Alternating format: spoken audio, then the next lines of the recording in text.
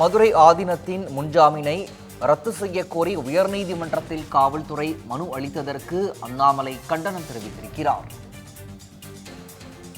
ஆதீனம் விசாரணைக்கு ஒத்துழைக்கவில்லை என்று திமுக அரசின் காவல்துறை கூறுவது உள்நோக்கம் கொண்டது என்றும் அவர் குற்றம் சாட்டியிருக்கிறார்.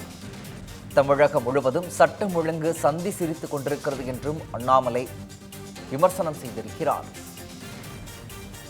10 வயது சிறுமியை பாலியல் வன்கொடுமை செய்தவனை கண்டுபிடிக்கவில்லை, கிட்னி திருடும் திமுக கும்பலை விசாரிக்க நேரமில்லை என்றும் அவர் குற்றம் சாட்டியிருக்கிறார். மேலும் இதுகுறித்த கூடுதல் விவரங்களை எமது தலைமைச் செய்தியாளர் விக்னேஷிடம் கேட்டு வரலாம். விக்னேஷ், அண்ணாமலை பதிவிட்டிருக்கும் அந்த பதிவில் என்னென்ன கண்டனங்களை அவர் தெரிவித்திருக்கிறார்? விவரங்களை வணக்கம் பிரகாஷ்.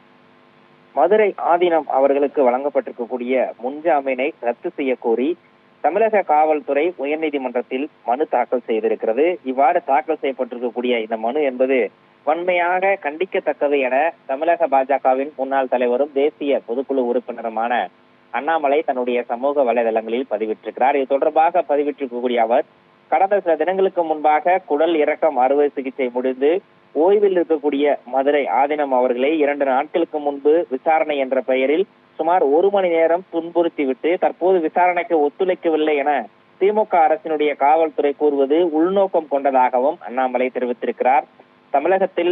தமிழகம் முழுவதும் சட்டம் ஒழுங்கு சந்தி சிரித்துக் கொண்டிருக்கிறது.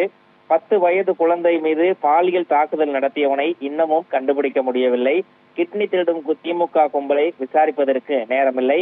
காவல்துறையினருக்கே திமுகவென்றால் பாதுகாப்பான நிலை இருப்பதாகவும், ஆனால் உப்பு சப்பில்லாத காரணங்களை கூறி மதசார்பின்மை என்ற பெயரில் யாரையோ திருப்திப்படுத்த நாடகமாடிக்கொண்டிருப்பதாகவும் திமுக அரசு மீது கடுமையான விமர்சனத்தை அண்ணாமலை முன்வைத்திருக்கிறார். அறுவை சிகிச்சை முடிந்து ஓய்வில் இருக்கக்கூடிய மதுரை ஆதீனம் அவர்களை தொடர்ந்து துன்புறுத்தும் போக்கை திமுக அரசினுடைய காவல்துறை கைவிட வேண்டும் எனவும், உடனடியாக அவரது முன்ஜாமீனை ரத்து செய்ய கோரக்கூடிய மனுவை திரும்ப பெற வேண்டும் எனவும் திமுக அரசை பாஜக தேசிய பொதுக்குழு உறுப்பினர் அண்ணாமலை வலியுறுத்தி இருக்கிறார். பிரகாஷ், விவரங்களை வழங்கியமைக்கு நன்றி விக்னேஷ்.